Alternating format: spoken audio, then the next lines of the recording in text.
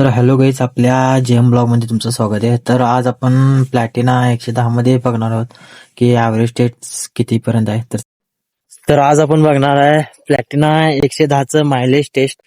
तर हे आपल्याकडे आता न्यू मॉडेल आहे, पोपटी कलर मध्ये ग्रीन. आणि तर आता बघूया याचा मायलेज टेस्ट.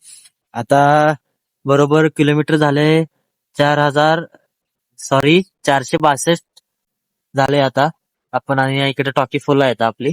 आताच पेट्रोल पंपवरून टॉकी फुल केल्या आणि आता बघूया याचं किती किलोमीटर लिटरला मायलेज येत्या. तर चला.